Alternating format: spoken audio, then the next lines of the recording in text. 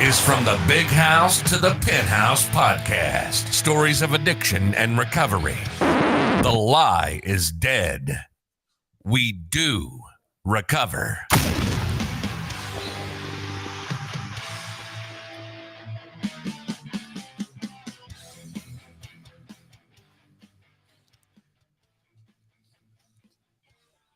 Ronnie, go.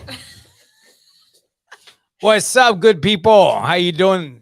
Hey, man, I had a blank for a second. Ronnie, say something. Hello, everybody.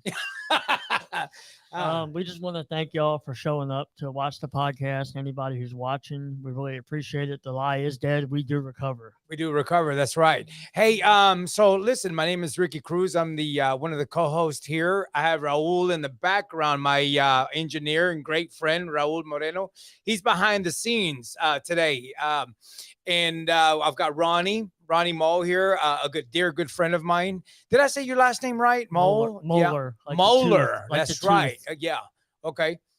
Say that again. Molar. Like Molar. Okay. All right. Well, anyway, this is Ronnie, man, my other co-host. I'm happy to be a trio here in this part where this is from the penthouse to the or from the I keep drawing a blank.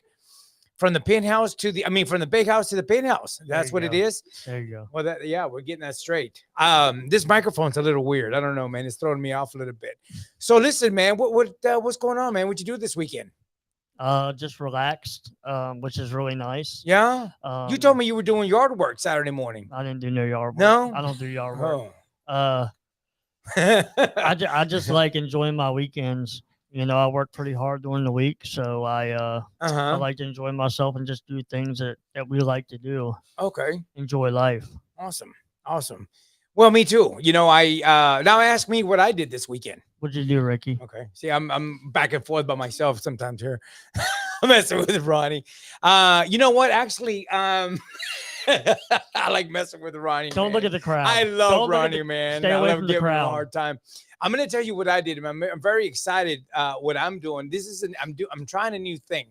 I'm off on Saturdays now. This was my 6th Saturday off, and I don't know what to do with my life. I don't know, man. I'm going crazy, not doing anything.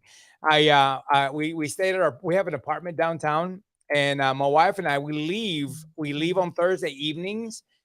And we pack our bags. We go into Houston. We live like 2 blocks from the Toyota Center. Beautiful high-rise apartment. So we go in, and she doesn't come into work anymore from Friday all the way till Monday. She doesn't come back to work. She works from the apartment actually on Friday all day long. And she'll take strolls out to the yoga. She'll go do yoga and then go eat by herself. Sometimes I get a little worried that she's gonna replace me, spending so much time alone. But I'm kidding. Anyway, huh? Absence makes the heart grow fond. That's right. That's what it is. So, but me on Saturdays, I do come into work, and then now I've been taking Saturdays off, man, and I don't know what to do with my time. So now what we're doing is we're taking bike rides early in the mornings. She sends me to go get bread at 5 a.m. That's a lie. I don't go get bread at 5 a.m. But they do have a bakery that somebody just told us. There's a bakery around the corner, and I was going to go get some. That sounded so romantic, didn't it? Did it sound romantic? Yeah. No applause, Mr. Engineer. Okay. Well, anyway, listen. Here's the deal. We have some very special guests that I would like to introduce to you guys. We have Dolly and Kay, that from the Women's Shelter. Dolly, introduce yourself. Sure. Hey, everybody. So glad to get to be here. Thank you so much for having us, Ronnie, Ricky. We're super excited to get to join y'all. So we're from Adult and Teen Challenge of Texas. We're a residential drug and alcohol recovery program. And I serve as the director of the campus. I've been with Adult and Teen Challenge for 19 years. Wow. That's a wow. That's a good wow. 19 years. And I totally agree that it's a lie. It's a lie. People do recover. People do heal. And we've witnessed that over these last 19 years. My husband also serves with this organization. He serves as the president of Adult and Teen Challenge of Texas, and we just love what we get to do. I always tell people, if you haven't seen a miracle recently, you need to come out and visit one of our centers. So we've got a center right here in Houston in Alvin. In Alvin. So we just opened up 2 years ago. Right. And super exciting. We have 20 beds right now in the facility, and we're right in the process of opening up a new 40-bed dorm. So, you know, I was very fortunate for you guys I'm very honored that you guys invited me, and I had when I went, man, the place is beautiful.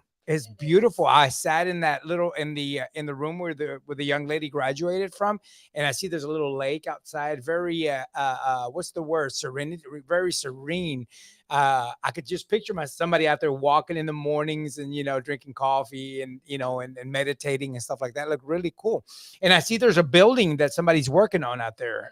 Is that the one you're talking about? The one. Yeah, they've been working on it for like the last year, and it was supposed to have been done in April, but you know how buildings are right now. Sure. So we're like literally waiting on power to be hooked up to the building. And so, but anyway, God willing, it should be done within the next month. Well, good.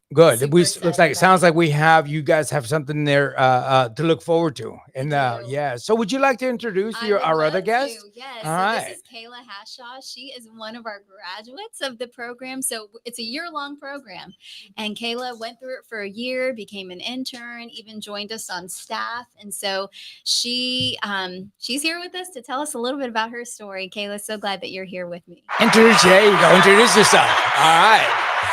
Okay, so I definitely can say, yes, my name is Kayla, and I totally agree with it being a lie that we do not recover. And actually, it's so funny that I heard that because I actually did a paper on that. You did? Yes, I did. Really? Yes, in my college courses that we do recover. And I believe that firmly that Jesus delivers us from that.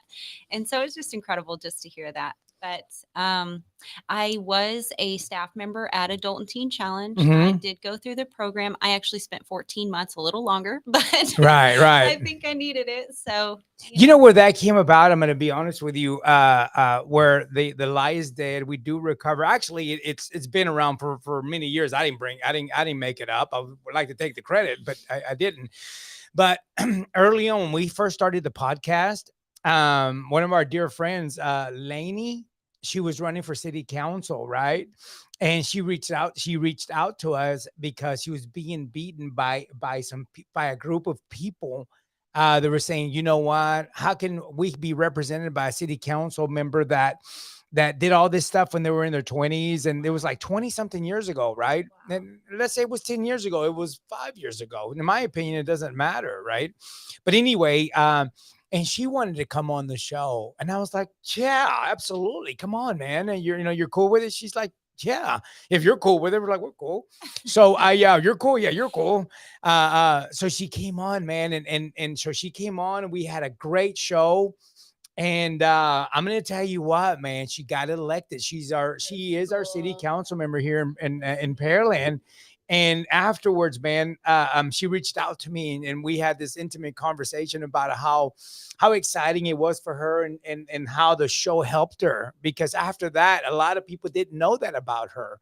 They didn't know her struggles. And it is a lie. I mean, we have this stigma, you know what I mean? That us as recovering addicts, that when you think of a drug addict or a recovering drug addict, you think of somebody laying, underneath a bridge with a needle in their arm or whatever, right? And that's a stigma that we want to break, man. We are successful people today. We hold important important positions in our society, in our community, right? City council members, we're firemen, we're teachers, we're husbands, we're wives, where you roll the dice, whatever it falls on, that's what we are. I mean, this is what do they call that? It doesn't discriminate. This disease, it does not discriminate, man. So that's what we're, one of the things that we show here, man, that it could happen to anybody. And we all have that chance. We all have that opportunity. I want everybody to have the opportunity to recover. And whenever Dolly and Gary, I was able to meet you guys through Kelly. It was exciting, man. I talked to Lisa and I talked to Rachel, And of course, Ronnie and Raul and said, "Hey man, dude, this is this deal, man." And we talked, and this is when our girls got excited about it. That made us excited. They're talking about it, cooking, making cakes, and to make money, and and hey, we're gonna do this and let's do that. And so the girls are fired up, man. So with that being said, let me throw that back at you. They throw the ball back at you, Kay. Tell us a little bit about yourself. Tell us what what brought you here, Kay, or what brought you to Dolly. Yeah. Let's start with that. Yeah. Addiction, man. Just I was off and on at a very young age. I grew up in a house with addicts, just family in addiction. Most of my family members still are. But, that doesn't define me. That's not who I am today. But I think when the last time I used meth, that was the done deal for me. I almost lost my life. It was, to say it mildly, it was a nightmare. That doesn't even cover it. Right. I can imagine. Yeah. Yeah. It's crazy, my testimony story, but God, he met me at my absolute worst. I almost died, and I was in a granite rock quarry. So this is granite slabs. And when I fell in there, I asked God to come and save me, just help me, God. And I cried out to God, and I told him I would turn around and never come back to this lifestyle. And God did. God walked me out of that hell. I was in an abusive relationship, and, I never thought I was going to see the way out. I didn't. Many times I had tried and I was unsuccessful, but God perfectly aligned the steps, ordered everything. Everything was perfectly orchestrated. And when I heard the voice of God, he said, "Get up. It's time to go." Because I had laid down to sleep for 3 days after that fall. I fell in that granite rock quarry that day. And so when I got up and I heard the voice of God, he walked me out, and I told him I couldn't, I can't do this. And he said, "Just keep going." I heard the voice of God walk me all the way out. So I know. Wow, how exciting. I know what it is to hear the voice of God and to walk out of something that it was so horrific. So did you walk out of that? Did you walk out of there on your own? Yeah, and when you went, where did you go? I got into Adult and Teen Challenge. Someone actually knew about Adult and Teen Challenge, and they brought me in. So and I've stayed ever since. I just recently came out of Adult and Teen Challenge after almost 3 years. Really? Yes. Oh, and it's that is a 1-year program, isn't it? Right. But you also have the opportunity to stay on his staff. Okay. If you have a heart move from God and you feel like God is calling you to stay on and to instruct and care and love for ladies that have been hurt and stricken and left behind or lost and just misunderstood. Like if you have a heart and God calls you to it, you got to walk through it. And so I walked through it as a intern for 7 months. And then I stayed on as staff for a year. So in other words, we call that service work. That's right. In our program, right? So you felt the need to, give in a sort of way, give back, to the young ladies coming in and mentor them and tell them how things happen for you and how you accepted the help and so on and so forth. Right, Ronnie? Yes, sir. Yeah. It was really cool. Can I just say something Sure, about absolutely. Kayla? It was, it's an amazing thing to watch someone change.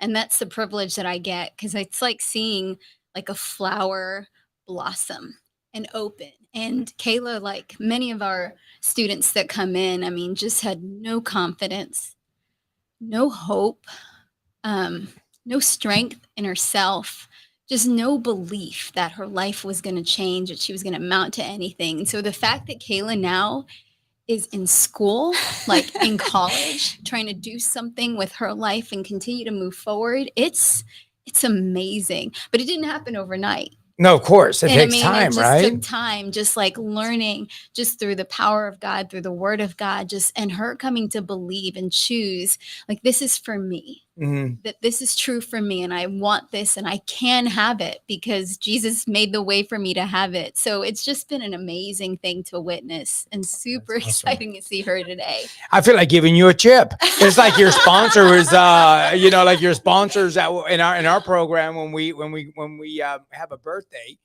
people talk and our sponsor has this glow about them, man. When they're going up to give them, they're going to receive either a yearly chip, for whatever amount of time. And then I see that glow in you, Dolly. You're really True. passionate about this deal. My husband and I got involved. We started as volunteers Yeah. 15 years ago, and we were newlyweds, and we knew God was just calling us to do something with our lives and our education. And we've connected with a Teen Challenge Center about 45 minutes away from where we live. This is actually New Haven, Connecticut. And actually, he went and he came home and was like, Doll, you're just not going to believe this place. It's amazing. He got a tour by one of the students in the program and was just amazed at how he had just a few months ago been strung out on all kinds of drugs. And now he was just this. So your husband's one of us. Well, no, not my husband. No, your husband. Well, my husband actually went and was given a tour by one of the students. Oh, right. You're talking about the student, Yes, right? yes. Okay. So, right. So yeah, neither of us have a drug or addiction background, but we are one of you. No, right. Absolutely. Right. We've had right. our own issues and our of course. own hiccups and issues, but God's been so merciful. In fact, just how much my own life has changed, just being part of it and being, what's amazing about our students, you come in and they're just ready. They're ready. They're hungry. They're humble. They recognize my way's not working and I need to do something different. So it's a great way to live life. Well, do you know what Einstein's, what is Einstein's saying? The definition of insanity? What is it, Mr. Doing Cole? the same thing over and over, expecting different results. Yeah. Yeah. Isn't it something, man? That we keep doing something over and over again, expecting that, well, how did it go again? Doing something over and over again, expecting a different result. Yeah, I told you, man, that I'm off a little bit, man, today. It must be the weather. I'm out here thinking about, I hear all this rain and thundering outside, right? But Kay, so tell us a little bit more about yourself. Here in a few more minutes, I'm going to introduce another guest that we have. But let's talk with you a little bit more, Ronnie. I think Ronnie, do you have any questions for Kay and Dolly? Go ahead. I have a question for Dolly. Sure. So I wanted to know the Texas Teen Challenge. What is your mission statement and your purpose, if you don't mind me asking? Our mission statement, you'd have to, I'd have to look at our website to tell you word for word, but essentially it's to bring hope and healing to the broken, the lost, the addicted, through the help of Jesus Christ. And so it's just a truly Christ-centered program. We're 12 months long.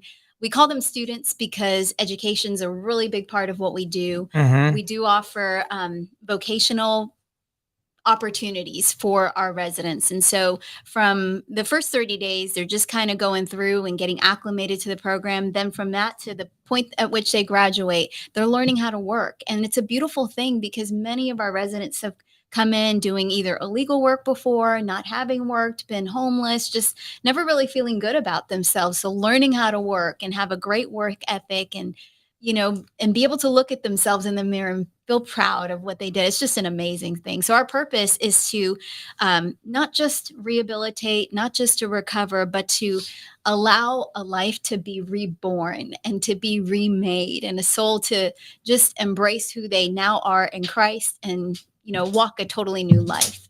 It's exciting. It's amazing. Wow. Awesome. Well, I don't think me and Ricky need to stay here anymore. Y'all can just take over the show. It's cool. Kayla, did you want to jump back in and tell more of your story or anything you would like to talk about to help maybe some people watching or don't know that these resources are available? Just that, it's a to walk through Adult and Teen Challenge. I'm not going to lie. I think that's why they called it challenge. So true. So you did have some challenges when you came in. Yes. Would you like to not, don't tell us in detail if you don't have to, but let me ask you this, if you don't mind. It's a struggle to face yourself. Okay. I mean, at any time, and I'm going to tell you, I'm going to share something about myself, right? Because our program, that's what it's like. We share something about ourselves, and that opens other people up to opening something about themselves or things that they went on. When I went to 4 rehabs. The first two, I got kicked out. The first one, I got kicked out, and I was shocked. I was like, "What do you mean I got to leave?" You know what I mean? They're like, "You need to pack your bags. You're leaving." I was like, "I can't leave. I can't, there's like, you're not ready." I was like, "What do you mean I'm not ready? We paid. Did anybody pay? Did y'all not get the payment?" "You're not ready."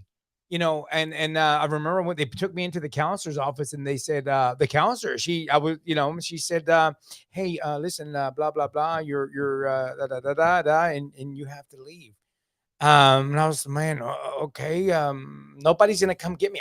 All of my family was tired of my crap. They were tired of my stuff. I'm going to do this without cussing. I'm going to try.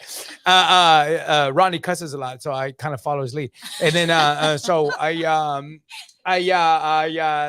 and they told me that I was shocked, man. And I was like, what am I going to do? My family members didn't want me back.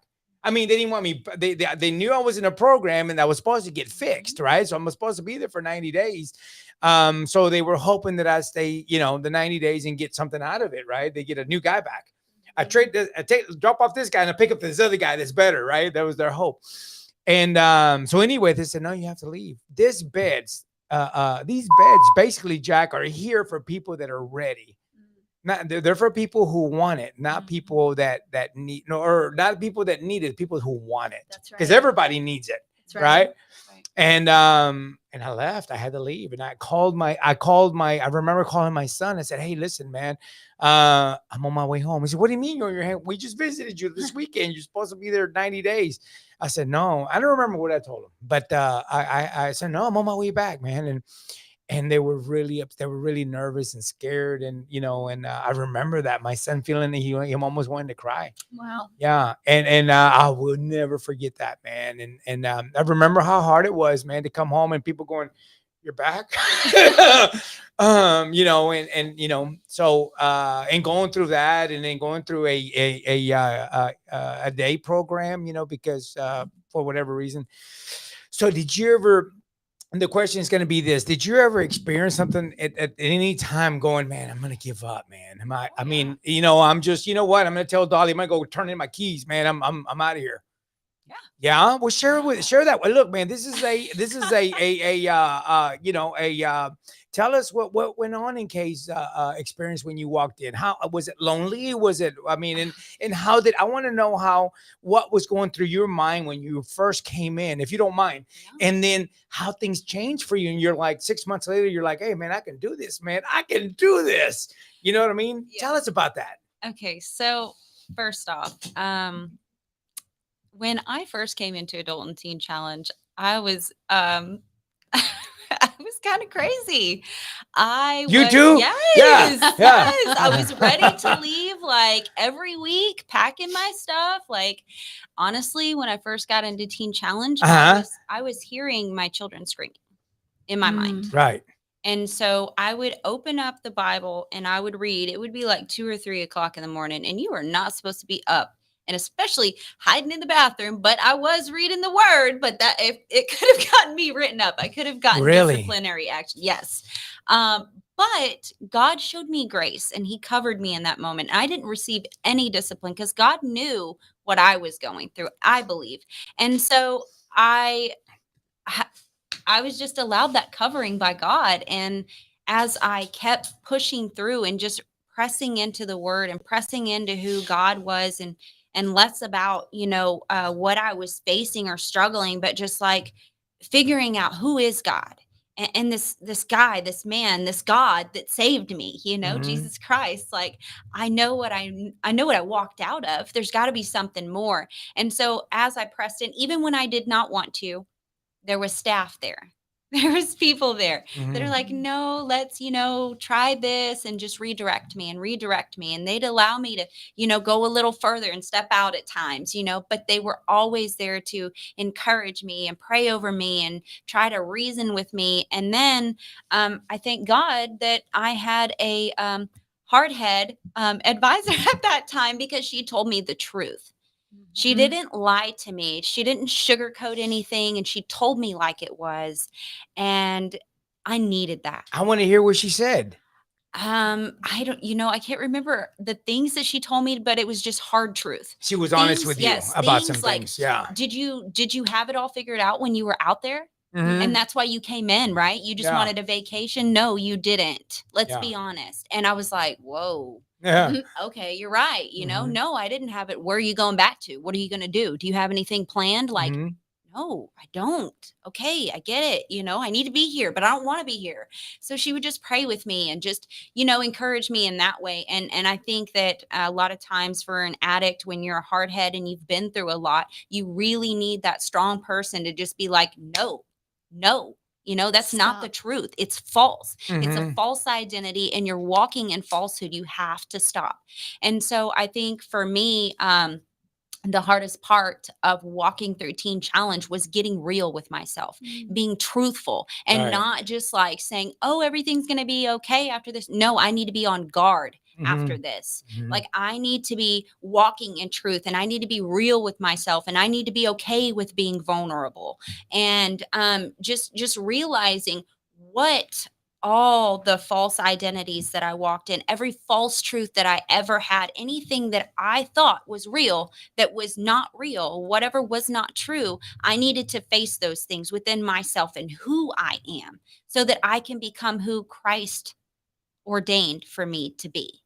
And I think that that was the hardest part, was looking in the mirror, facing myself and seeing that I don't have it all together, seeing those flaws and correcting them. Actually walking them out is the hardest part, because you can see them all day long and know that you have those imperfections, but the courage that it takes to walk up and say, you know what, I know I don't have it all together, but I'm going to face it today, and I'm going to stand my ground, and I'm going to walk it out. And so I Right think on. Yeah. that's All right, man. All right, Mr. Engineer. Hey, you know what? I'm going to tell you something. And in our program, and you'll hear me talk about our program. We call that, that onion, those layers. You know what I mean? Of onions, just pulling those layers back, and we pull them back, and we pull them back, and then finally we get to that core, man. That is us. Who we really are. I'm going to tell you something. I'll share something with you, and you quit talking so much, Mister. Okay, because you're taking over too much, and we got to keep you a little quiet.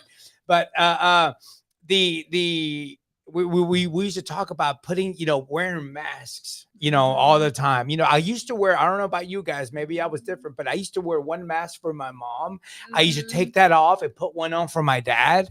Wow. I was two different people, and then one for my brother, and then for my sister, and then my kids. I was wearing all these masks, man, and sometimes I'd confuse them. You know what I mean? Which one am I supposed to put on today, right?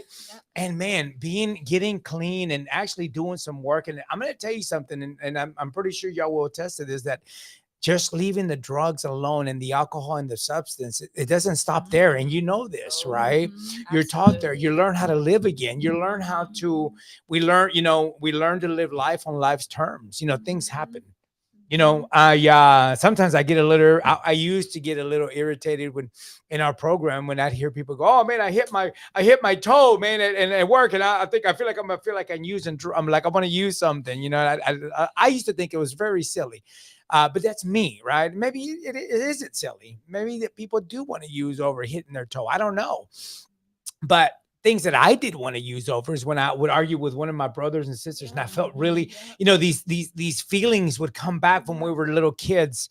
And I remember telling Ronnie one time that, and I'll share this as an intimate part for me, that when I was doing work with my sponsor, Eugene, I didn't know that I had some sort of trauma. And it's not really big trauma, I think, but nevertheless it was.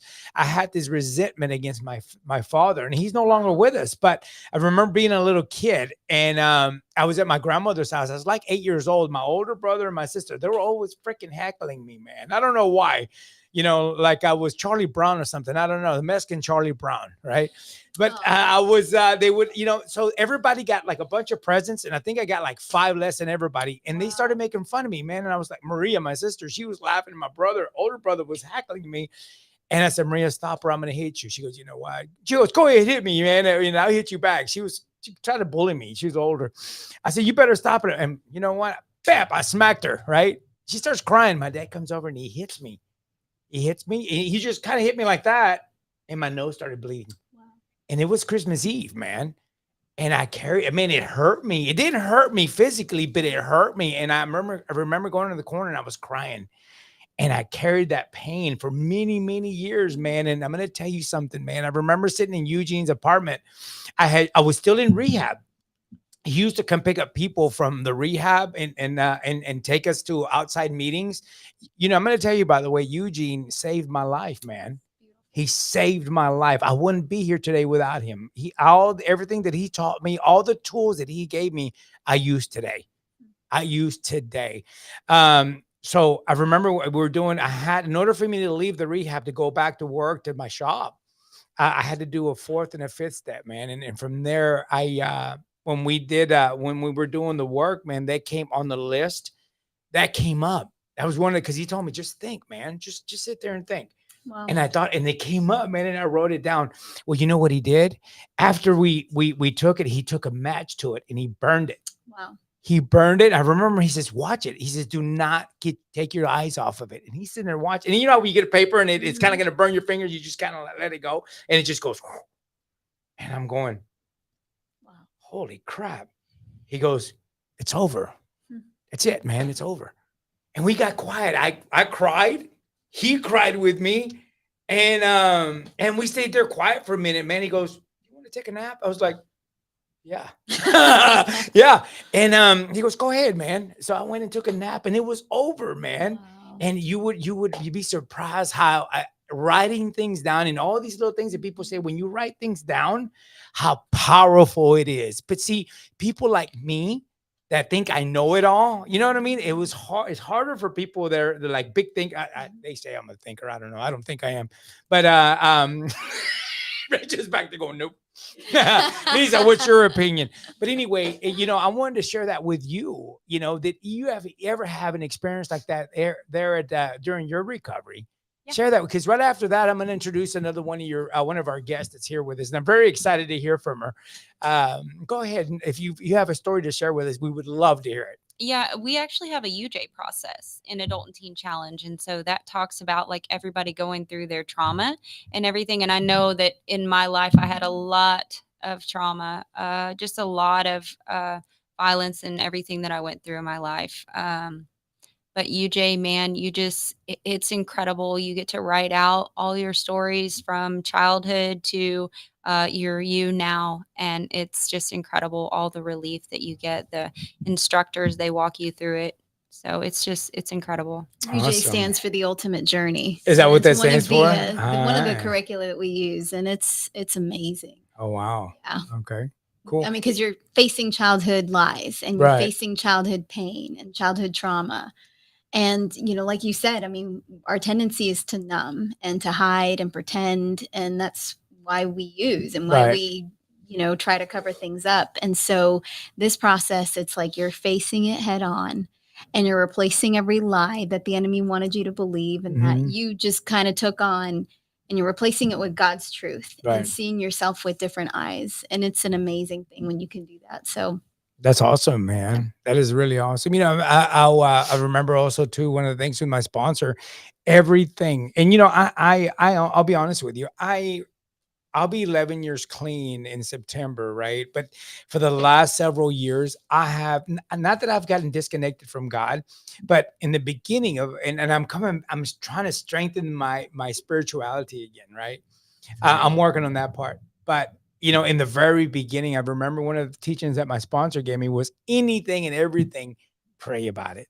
You know, ask God for forgiveness, ask God for peace, ask him to give him your troubles, man, give it to him, you know. And he goes, Ricky, look, the only thing is that we have to live right by God. You know what I mean? You can't be out doing bad things and then say, God, you know, take care of me. You know what I mean? I mean, he's still going to take care of you, but he's not going to give you what you asked for. And sometimes he doesn't give you what you asked for. Right.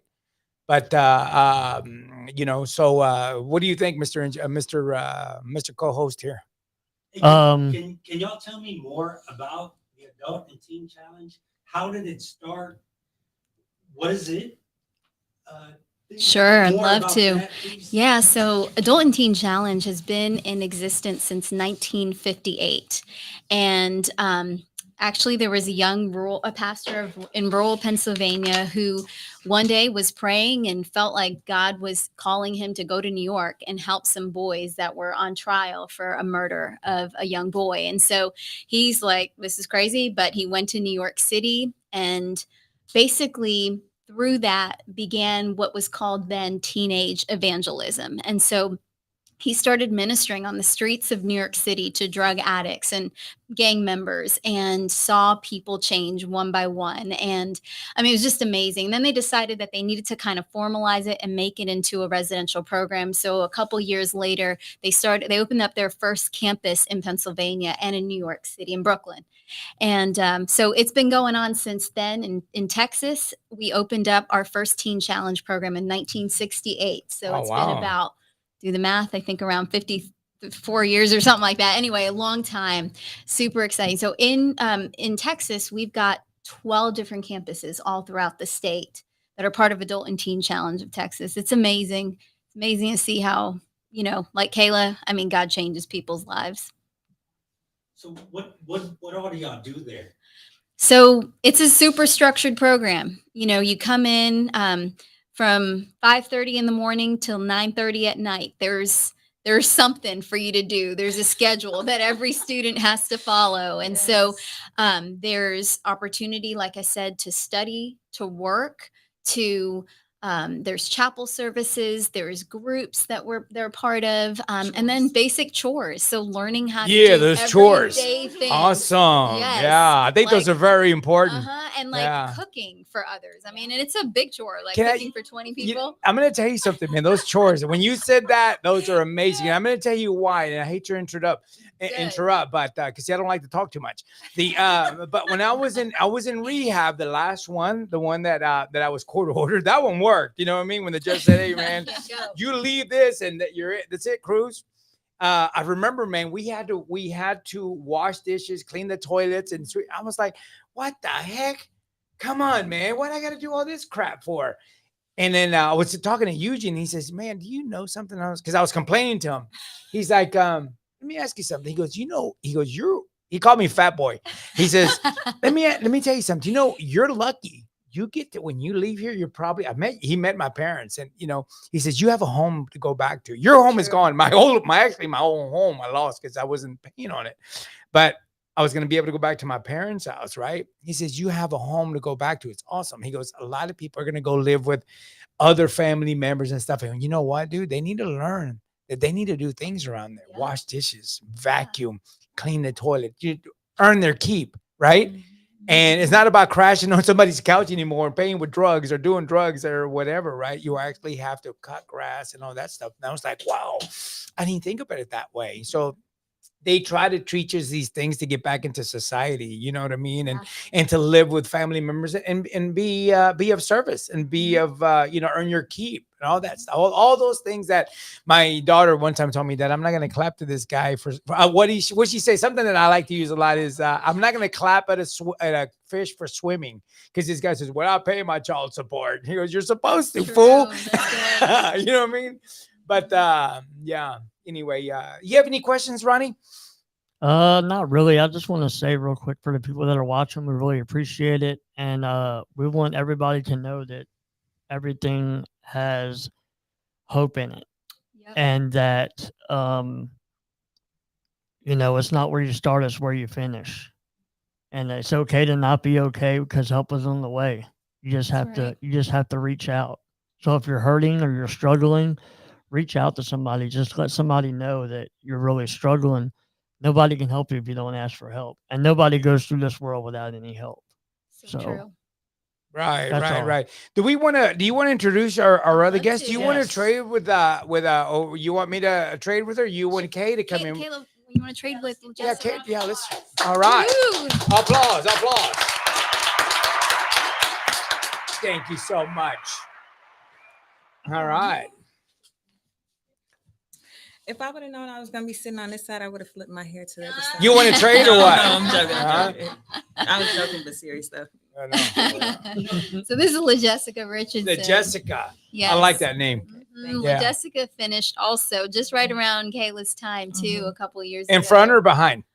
We graduated same together. Day. Mm-hmm. Same day. Yeah. Exact same day. Oh, okay. I have questions for you. Okay. Yeah. I have a question. Jessica, before you start, mm-hmm. So who is the youngest person, and what is the oldest? So how does that Awesome work? question. So you have to be 18 years old to come into one of our adult programs. So our Houston Women's Campus has 18 all the way up to, I mean, there's no age limit. The one requirement, though, that we do have is that anyone is able to work, because we do offer opportunities to work. So you can be 80 and come through the program as long as you're willing to work and do chores and contribute to the program like everyone else. So what type of person reaches out to you guys for assistance? Like What kind of background? That's a great Yes. question, too. So really, there's a lot of different backgrounds. Like I said, but like Ricky was saying earlier, addiction doesn't discriminate. So really, you have all different kinds of backgrounds. You have some coming from homelessness, some coming from human trafficking. I mean, Houston is, I think, the #1 hub in all of Texas for human trafficking. I think #2 in the state of Texas, or sorry, #2 or 3 in the country. Anyway, so people coming from prostitution, those kinds of backgrounds. But then we also have individuals coming from affluent backgrounds who have education, and they were teachers, and but alcohol or other substances got in the way and interfered with the work they were doing. So it's anyone really who is willing to look at themselves and get help. So we're a voluntary program. There are some people who are court mandated, so they can come in, mandated through the court system, but most of our residents are voluntary, and so they're free to come, they're free to leave. Of course, you can't just walk out whenever you do. I mean, whenever you want to. There are rules within the program. So your staff, is it volunteer?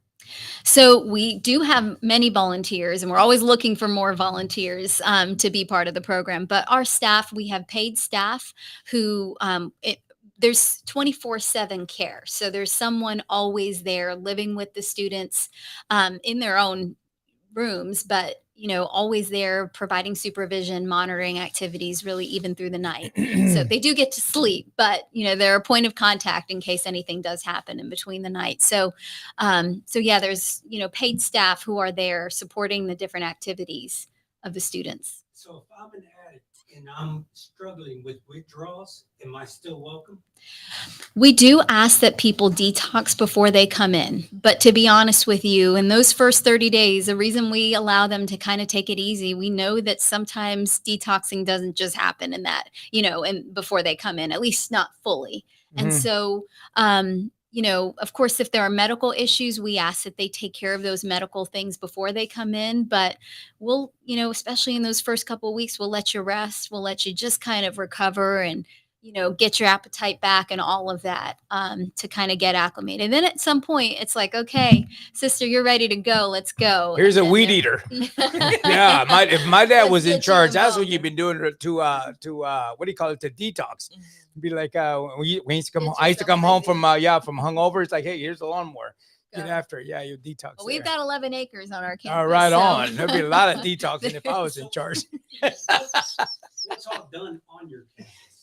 As far as You said you have 11 acres. yeah, Acres. so 11 acres right now. We've got 2 buildings plus this new dorm that we built. So a lot of it, in fact, 5.5 acres are really unoccupied right now. And so we're just praying and looking into the future. God, Yeah. what would you have us do with that, that space? But the 5 acres that we are occupying, we have these 2 houses plus our new dorm. And then we've got a pool actually on the facility. That's we do recreation almost every night, whether it's walking to a local park or being in the pool when the weather's nice. And then we also have a pond. So there's a catfish pond where our students can fish, and there's little boats. And I see although tiki now- torches happening, man. I see all kinds of fun You know stuff what? going I think around it's in the only pool. like one catfish in that lake, and I feel like You done caught it, threw it back 3 times. Yeah, yeah. That's You all haven't right, seen any man. others? That's Yeah. So, Jessica, we wanted to segue back into you. Tell us a little bit about your story. Okay. Yeah. So, of course, my name is Jessica. I came into the program in 2019. It was like right around Thanksgiving. So, what actually brought me to Teen Challenge at that time was I was just like, I was tired of being tired, right? Because I had tried to get my life together plenty of times, but it just wasn't working. So at this point, I was at my lowest of low. So I was using every day. I was homeless. I was strung out. I was around people. So what really made me make this decision is I started hanging out with people that I would never in a million years have spent time around. So I looked at the people around me and I was like, one day I was just like, what am I doing here? Like, why am I here? I'm just tired. I'm tired. So I went um to a bus stop and I had burned all my bridges with my family. Like they were like, I didn't have the type of family who were like, they're gonna enable you. Oh, Pookie, we're gonna help you out. No, I didn't have one of those. Wake up, wake up. No, I didn't have Yeah. one of those. My mom was like, Uh, well, you know what? When you decide to get your life together, you can come home. Or my sister was like, girl, you can't come in here like that. And then my brother, on one or two occasions, a couple occasions, he would try and help me out. But it wasn't that they didn't want to help me, but I wasn't ready for the help. And at that time, I didn't think about it like that. I was just like, oh, my family is just so horrible. so did you have resentments towards your family? Did you, probably not now, and maybe you do, I don't know. Did you ever have any resentments towards your family? Yeah, so You did? when I was in my addiction, I definitely did. I felt like, why are y'all treating me like an outcast? And even growing up, I felt like I was the black sheep. And so I'm just like, y'all are all wrong. And of course, I'm all right. I'm the one who's right. But once I finally was able to face myself and come to terms with everything that had went on, then I was like, okay, this is the parts that I had to play and what happened, and this is the parts that they had to play, and my family had to show me tough love. And I am a firm believer now in tough love. So I see people who are still in their addiction and different things, and I'll also show them tough love because I want them to come out of it. I can't enable them to stay in their behavior. Right. I mean, that's awesome. That's what we need. We need tough love. Yeah. At least that's what I needed. I needed to hear the truth. Kay, like Kay was sharing, I needed to hear the truth. I needed people around me to tell me the truth, and not co-sign my BS. Yes. That's what we called, we're not going to, that's what I told Lisa one time. She said, I'm not going to co-sign. I hate telling her all these little words, these little sayings from the program, because then she uses them against me. I don't know about you. Yeah. She said, I'm not going to co-sign your BS, Cruz. I'm like, where'd you hear that from? Oh, yeah, me. So, tell us more. Yeah, tell us more. This is good stuff. Yeah. So one day I'm sitting there and I had thought about it many times. Okay, I'm going to go ahead and get my life together. And so I went to treatment and I did okay for a little while, got back out. And so let me stop you there real quick. You went to treatment. You put yourself into treatment? Yeah, I put myself in a treatment. Did you pay for it yourself? No, actually at the time, because I had been in an accident. So I was receiving Social Security. Okay. And I had Medicare. So that helped. My insurance paid for it. So I went into a treatment facility, came out, and I was doing good for about 8 months. And then some old issues that How long did you go into treatment for? It was like, I don't want to lie, but I think. Don't lie. Like, no, don't. Tell me the truth, girl. Yeah. So I think it might have been like 30 or 60 days. One of those. That's good. Yeah, that's good time. Yeah. So you stayed for a fair amount of time. Yeah. You didn't go for like 3 days. No. Okay. No. So I finished the program. Okay. And then I got out. And I was doing okay for like maybe 7 or 8 months. When you got out, did you say, hey, I got this, man? I'm done. Yeah, I'm fixed. You did things that went through your mind? No, I was like, because look, I heard about Teen Challenge the first time I went into treatment. And so I'm telling my sister, oh yeah, I'm gonna go to this program. It's a year long. So I get out of treatment. And my sister, she's driving me and she's like, hey Pookie, do you remember that program you was talking about that's a year long? You still going there? I was like, girl, please. I'm fixed. I'm done. I don't need a year-long program. No, man, I got this. Yes. I learned everything I needed there, man. Yeah. So, but I wasn't. No, right. I was good for a little while, but then, of course, I fell back hanging out with some old people. Not young people, old people? Well, you know what? It's funny you asked that question because he was much younger than me. that was a trick question. Yeah, it was a trick question. But yeah, some old people that I used to hang around, and so the desire, that does it. Yeah.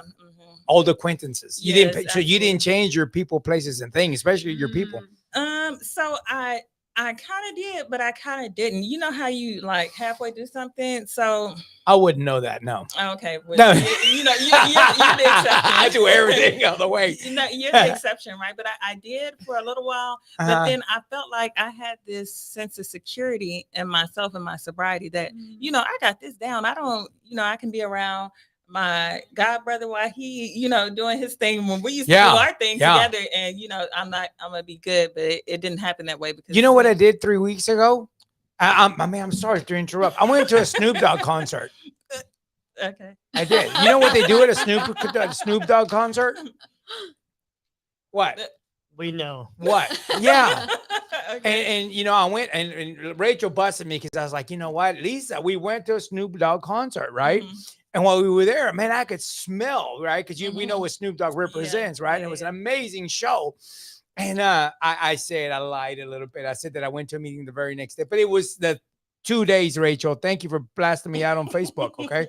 But I went to a meeting though, and I shared about it. You know what I mean? Yeah, About how I felt and what I thought. For a split minute, I was like, man, maybe I can. You know what I mean? I had to go tell on myself, right? Yeah. So Right, is that's that good. something that you experienced? At that point in time, No? no, Okay. because even still, when I was sober at that point in time, I still didn't have a good relationship with my family because I guess a part of me I still had, I don't know how you would phrase it. I kind of still had the desire to use, and I still struggled with a lot of shame from the Mhm. things that I did from my past. And so I wasn't around my family to, be like, or, good friends to be like, oh, well, I slipped up this time because it wasn't like when if I would start using again, it would be a slip. Like, it's like, okay, I'm going in. And that's how it happened for me when I relapsed. I just, went head first. Like, cause I'm the type of person like,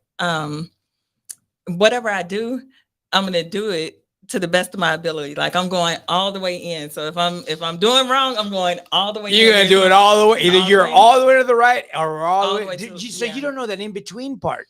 You don't know what lives there. You know what I think is there? You want to know? Yeah, I want to know. Mars. I don't think that's it. Mars, man. I don't think That's what my it. therapist says. You think Mars is there, That's man? great. Cruz? Yeah. He No. goes, what lives there? I said, I don't know. Aliens. Right. Yeah, I don't think it's Mars, but maybe we'll figure out one day. Right. Yeah. If you find out, you let me know. I'll be Yeah. waiting. Yeah. Okay. Mr. Engineer, he wants to tell us something. So what made you finally go to the adult and teen challenge? Yeah, so that's a great question. What ultimately made me go there is like, so before I became addicted, I was, pursuing my education. I was always gaining a lot of accolades in life. And I looked at myself and the people that I was surrounding myself around, and I'm like, okay, LaJessica, like, what's going on here? Like, why are you with these people? The things that they're doing, this is not my portion. And I was tired. Like, I'm sick and tired of being sick and tired. And I'm like, you know what? Like something has to change because I've just felt hopeless. I was tired. I was ashamed. I was run down. I'm just like, this is not, girl, this is not it. We had to do something different. And so I remember, I had been saying for a while, I'm going to go ahead and get my life together. I'm going to go ahead and go into treatment. I'm going to go ahead and go to recovery. But I was a heroin user. So I would get the DTs, and I would go right back to using because of the withdrawal. So, but one day I was just like, I'm tired. I'm ready to face the withdrawals. Like, just in transparency, I went to go see one of my dealers and he gave me something bad. And I was just like, this just is not it. Okay, this is not it. I'm not doing this anymore. So I went to the bus stop. Because at that time my vehicle had been impounded. I had just got out of jail. Like I was still doing like the same thing. And I went to the bus stop and I'm like, you know what? I'm going to do this. So I sat there and used the last of what I had and went into treatment. And there was like, this is my second or third time being in that treatment facility. And there was always this really cool therapist who was there. Shout out to Mr. Moore, he was there and he would just always encourage me. And when I came back, I was just like, I wonder if Mr. Moore is there. And for him to tell me, Jessica, there's something better for you. There's something different. And amongst all the staff, I knew them all. And so, it was just a turning point for me. Oh, wow. Awesome. So how long in between that treatment program and coming into Teen Challenge? Okay, so that's another great question. So the last time I went to that treatment program, I was actually, because it's like a short-term treatment program. You know, they have like short-term, intermittent, and then long-term programs. And Teen Challenge is like the long-term program. So I went there, and I was only supposed to be there for like 30 days. And I signed up to go to Centacor.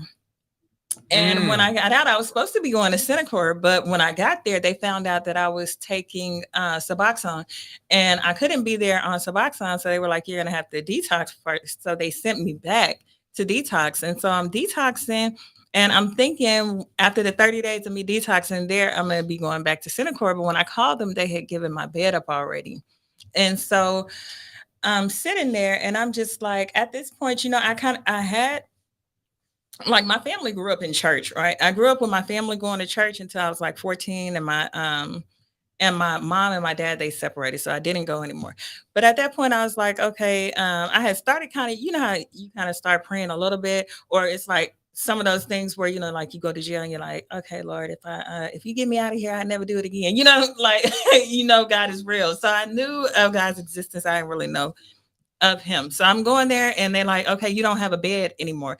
And at that point, I'm like, okay, well, if I get out of here, because I'm doing really good, I have mental clarity. You know, if I get out of here, I'm going to go back to the same situation that I came back from. So I'm like, something had to change. So I said this quick prayer. I'm like, Lord, if you open a door for me, then I'll walk through it. And then here comes my counselor at the center. He walks up, "Hey, LaJessica, you ever heard of a place called Adult and Teen Challenge?" Now, mind you, the first time I went and got my life together, I was supposed to be going to Teen Challenge, but I was like, I don't need a year to get my life together. So full circle, the opportunity comes again, and I go into the program. Oh, wow. Okay, awesome. Mhm. So you walk in. Mhm. Tell us about that. So Were you nervous? No, I wasn't nervous. No, you know what? In all honesty, I wasn't nervous. Did you at drive all. yourself? No, So I had a cab driver who drove me from the hospital to Teen Challenge. So you took yourself then? Yeah. That's amazing, man. You know, my That's mom, my determination. parents, my family took me, and I had them stop at 2 fried chicken places before they before we stopped. You're gonna get everything you could. Right I was before. making up, trying to burn time, man. Yeah. I sat there in the parking lot, and I was like, man, I want some churches, and then I want some Popeyes, and I was time. I was afraid to come in. So you drove yourself there. Yeah. That's honorable, man. Yeah.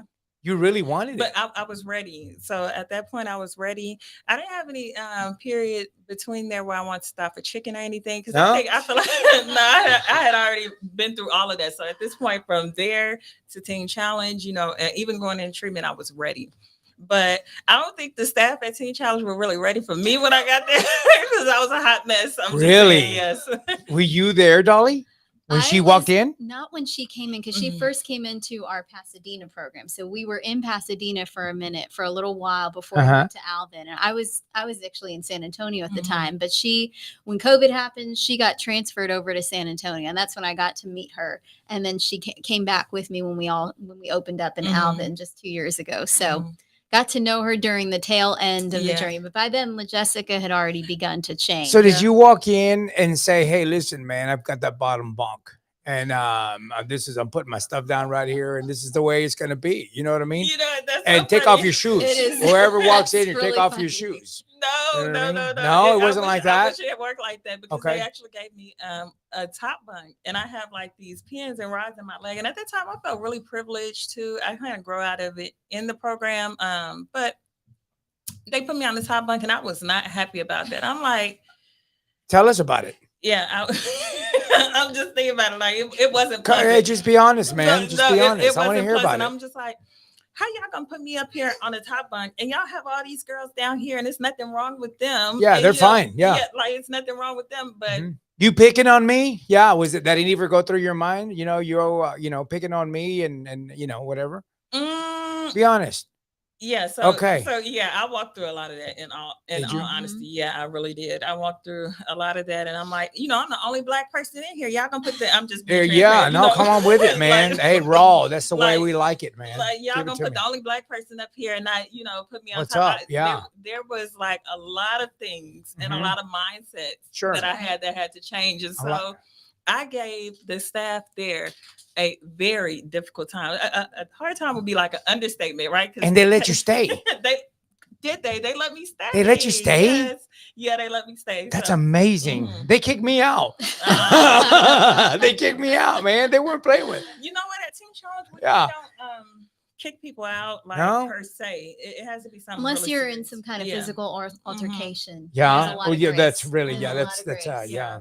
Yeah. With y'all's facility in Alvin, what's y'all's capacity? So our capacity with this new dorm is going to be 50 ladies, not and so 50 women to come in, turn their lives around. And so we're open, ready for that to happen. This new dorm should be done within a month. So at that point, we'll be able to double our capacity, which is really exciting. Not always. I mean, so we had been really full, and then, at different points, like I said, it's voluntary. And so it's like, you know what, I'm done, or I feel like I'm ready, or my kids are calling. And then someone will leave, but just like within the next couple days, that bed will get full. And so we're always like, at least right now, we've been right around there. But there's a great need here. And our prayer is always, Lord, help us to connect with the need in the city. So if I'm in an abusive relationship, am I safe? That's a really good question. So one of our things is we don't allow like any dating relationships or whatever, unless you're actually married to that person. They can't be involved, and they also have to be a healthy person in your life. So, there is protection. There's a gate. There's always somebody there to protect the student in the program. What is the ratio of students to staff? So currently we have about 8 staff on the campus and about 20 students. So do the math, but it's pretty high. And then we've got quite a few volunteers. So there's always at least a couple people there just supervising students. Even when they go on a work job, we always have at least one staff there actually working right alongside them so that they're learning to work and having that modeled to them. What is a work job? So a work job is, we're actually even looking right now for any businesses that need, a group of women to come who will work hard. They'll always be on time. They're going to be reliable. They're going to be awesome. So whether it's cleaning or, doing different types of factory work or whatever. So that's a work job. It's an opportunity. We usually contract with these companies. Teen Challenge does. And so they don't pay the student individually, but they'll provide a donation to the campus in return for the work that's provided. How far around the facility are y'all looking for that type of? So that's a great question too. We like to stay within a 15-mile radius, just to kind of keep our costs as low as possible. We're really trying to be efficient and with how we spend our money and very careful. So How are you guys funded? we're funded privately through donations of individuals, churches, local businesses. We're also funded through these work opportunities that our students do. Those are our main sources of funding right now. We have grants. We have different churches that provide support on a big level.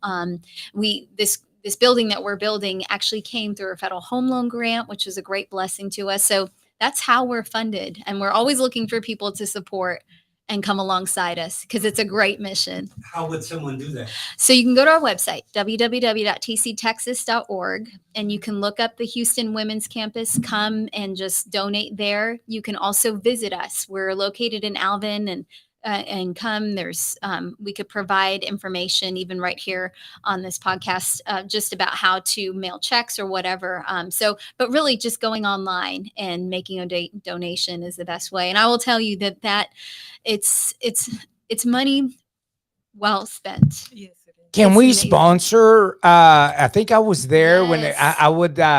Somebody mentioned something about being able to Yes. sponsor a Thank you. person. That's a great question. So Yeah. we're always looking for individuals to come alongside our students and become their student sponsor. So for $35 a month, you can have a special part in a student's journey and write Wow. letters to her and encourage her and walk with her and just be that hope for her. Just because, sometimes like LaJessica was saying, you burnt every bridge before you come in.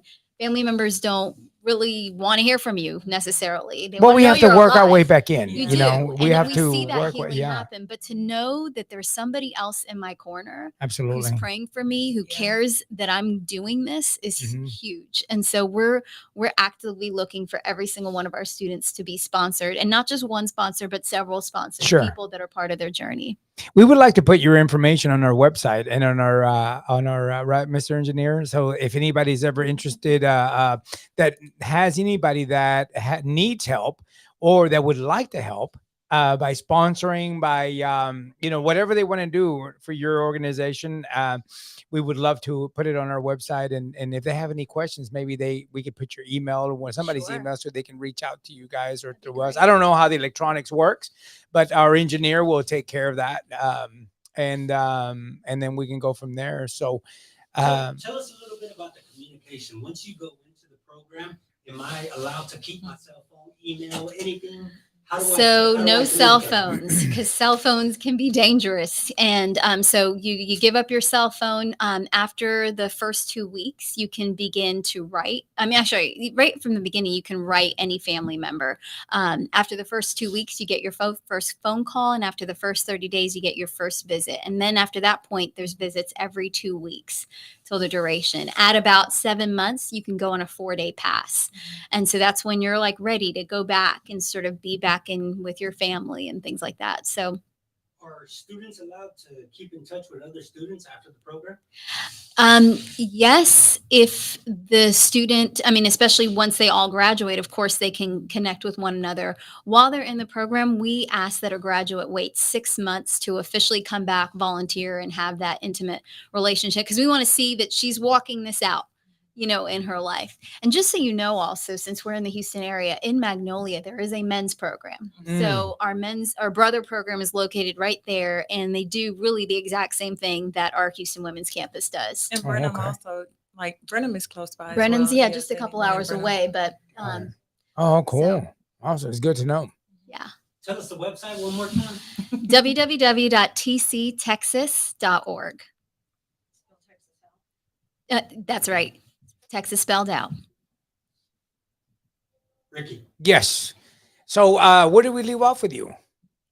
You were going to beat up this girl. I No, that remember. wasn't No, that was another story. I'm sorry. That was someone else. No, but so yeah, that you were you went in and you were, didn't get the top bunk. And after that, so how did it go for you? How did you go into accepting what was going on, and you started to blend into the system or into the What did Jesus program? do in your life? Yeah. Yeah. What did Jesus do in your life? Exactly. Thank you. So it was a process for me. I think that I got put on discipline a lot when I was in the beginning. I kind of find that hard to believe. No, I really did. And Yeah? so during that time, I would spend a lot of time, like I would be griping and complaining, angry. Did you ever go to with- solitary? They didn't have solitary. Oh, they don't. Okay. But I would spend that time there just like I would be reading the word, because I had this one staff member, and she would always be like, I like to read. I really enjoy reading. So I have all of these books, and they'd be like, okay, you're on discipline. You have to sit here until the end of the day. And I was like, I don't care about that because I got books anyway. And one day she was just like, look, Jessica, you can't, the only thing you can read while you're on discipline is the Bible. And I was upset. That was like, that was a really big change for me. That's when things began to shift, because I would take out my word and I would sit there and read, and I would grumble and complain and talk about what I felt about the situation and how I was looking at things, but I would talk to God about it. And, the classes that we take during that period of time, like I think some of it's kind of cool because they rotate the classes, but they're rotated in such a way that, when a student comes in, that's where you pick up at. So I think at the time it was like when I first started getting my act together, it was like obedience to man was one of the classes that we were taking. And so they're talking about how, you have to be obedient and submit to the governing authority. And I really had a big issue with Authority? yes. Yeah. Yeah, I was trying to say it right. You do? Yeah. And so You too. I began to, kind of allow God to show me why I had those issues, dig down to the root of them, and then kind of work on being more respectful and work on my my attitude. And so, like, I really like that you shared one of the stories about how how one of your childhood wounds had actually, changed kind of the trajectory of your life in a sense. When you were able to dig up that wound.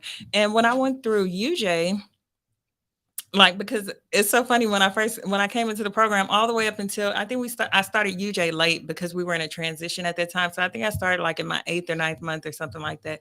And my counselors, because I went through 3 of them, I went through 3 different counselors, and one of them, she was just like, "Well, Jessica, you don't show any emotions. It's just like, a brick wall there." And I went through UJ, and I was like, "God, can you help me to can you show me why I am this way? And can you reveal to me like what's going on?" And he began to show me like how when I was a young child, my mom would tell me I was a very emotional kid, and I would get in trouble for that. And my mom would spank me for that. And so from a very young age, I learned, if I show emotions, that I'm going to get in trouble In for trouble. it. Yeah. So I stopped showing emotions. And I think even before I started using drugs at that young age, I learned to numb. And, like you mentioned, wearing the different masks, I had a lot of them. Would you say that, my sponsor blamed a lot of my problems on my culture. He used to tell me, "You Mexicans, man, no, he would." And my sponsor was a old black, white-haired man. He was 67 on a cane. He barely walked, but beautiful heart, man. Beautiful heart. Again, he saved my life, man. And I loved him. I loved him, man. I have never in my life said that I love someone outside of my family. You know what I mean? Mm-hmm. And he's the first one that taught me that I could say I love you to another Yeah, man. that's good. You know what I mean? I couldn't say that to another man. I'm like, "Hey, I love you, man." Yeah, thanks. You know what I mean? But with my sponsor, he helped me through that. Yeah. He helped me. He told me, "Listen, man, you Hispanics, man, you Mexicans, you're egotistical, macho." Mm-hmm. The more women you have with your grandfather. I don't know how he knew that. I guess because he was older. He's like, back in the day, he goes, "Man, your father and your grandfather, the more women they had back in the old school, it's like the women knew the men had women, Mm-hmm. right? And it was kind of like not talked about, but it was accepted. It was a hush hush thing, but it was accepted. And in fact, I'm going to tell you something my mom shared with me, that she said that her dad, when after my grandmother had a baby, she gave my grandfather money, said, "Here, you go find somebody to another woman to take care of your needs, and then I just had a baby. Leave me alone. Let me I'm going." She did what? You know what I mean? That couldn't happen today, and anybody else. I don't know. Do you understand what I'm saying? Yeah. So a lot of my things, the way I was programmed, man, Yeah. it was, but at the same time, they did the best they could with what they knew, with what their parents showed them. But you know what? It's about breaking that cycle, man. Yeah, absolutely. So, in my family, in my immediate family, like there's nobody who struggled with addiction. So it was so funny that, because like I said, my family were Christians and I grew up going to church, but I never had a relationship with God. I just knew like the God of my parents or the God of my family. I didn't have a relationship with him. And so my mom was actually extremely judgmental. When I was younger, she would look at people and be like, "Oh, I just don't know how they would do that. Oh, I can," just all these judgmental comments. And I can remember, my mom coming to visit me one time, and she said, "Now I can understand, God is helping me to see, what's going on. And now I see other people and I don't judge them, and I can understand because it happened to my own child." And so I think a lot of, where I finally came to this point where there was a shift, because I remember, although I would read my word at Teen Challenge, and I feel like I was growing spiritually at that time, I still I feel like I was in a sense kind of like a Pharisee or a Sadducee. I don't know if y'all know what that is, but like I just had this religious mindset. So Right, all of right. these things, but the relationship kind of still was lacking. I didn't really have a relationship with God. So at this point, when I started going through UJ, the relationship kind of with God kind of connected with with the spiritual aspect, if that's the right way. I'm trying to use terminology that maybe you would be able to understand. And then that's where the real true work began, because the Lord began to show me like, okay, Lejeski, you're holding shame because of these issues. You lost your children, but that doesn't make you a bad mother. You feel rejected because these things happened in your life and your father was never there. And to be transparent with myself and to be transparent with God, because I think a lot of people don't think that, God wants an intimate relationship with you, or that you can talk about certain things with him, but he wants to hear everything. And so we would have these dialogues and these conversations, and I began to open up, whereas I wouldn't open up with anyone else because I didn't trust anybody. I had trust issues. So with God, I could trust him, and I began to talk to him about things, and he would show me the origins. He would show me the problem and then show me the solution. And that's when things began to shift for me. That's amazing. That is amazing. Yes, Mr. Engineer. Can we do a questions from the audience? Sure, absolutely. Anybody have any questions? Oh, I thought you had a computer. What's on the computer, Mr. Engineer? Who do we have? There's a lot of people asking questions. There's one on the very bottom. What does it say? Oh yeah. So one of the things that our staff and our students do is that every week we send out a team of several people that go out, and we do what we call hope awareness teams. And so they set up in front of a gas station or in front of a bookstore or some kind of restaurant, and basically sell some of our products. So our students in the program are making candles. In fact, Kayla, who you mentioned earlier, was in charge of that when she was on staff. So they make candles. Our men from They actually make the wax. Literally, well, okay, they don't make the wax. I mean, not make the wax, but Yeah, you but put they the pour the wax. they pour the with wax in scents. there, I and mean, yeah, they're amazing. They're amazing. It's the best smelling garage in all of Texas. It's just an amazing thing that they get to do. And then our men in our San Antonio campus, they make crosses, and our guys at our Azole campus in the Dallas area, they make little candles, and I mean, not candles, but little soap air fresheners or whatever. So anyway, we have those things to give away for donations when we have these tables. And it's a great way when we're in front of these storefronts to let people know of what we do and what we offer. And so we get to pray for people who want prayer and just encourage those who come by. It's one of the ways that we help raise funds. So sometimes it's not that, effective in terms of money, but it's amazing opportunity to just go out there and spread hope. Right. It gives those guys a purpose too. Yes, you know what I mean? I yes, could see yeah, it gives us a purpose to Yes. that they're doing their part, as Yes. small as it may be. And, It gives us some purpose. Yeah. you kind of mentioned when Kayla was talking about doing work jobs, having the ability to give back. What I saw in my time as an intern, and even when I was there as a student, to be able to go out and encounter people who say, hey, how many months you have clean? I have so many months, and they'll tell you their story of them being sober, or for the students or residents being able to pray for people, them being able to give back, and the shoes kind of being changed while they're even still in the program. It's life changing. And also it allows them to see like what some of their giftings are. Like, what are some of your giftings? Are you a teacher, evangelist, different things like that, and to be able to exercise them. And I think it gives people as well like a sense of importance, value, and things of that nature. Yeah. So Wow, that's awesome. What are you, can y'all give us your final thoughts? Do you have a final, comment you'd like to say, or something you'd like to share to the people? So my final comment would be, I know that there are many different avenues to recovery.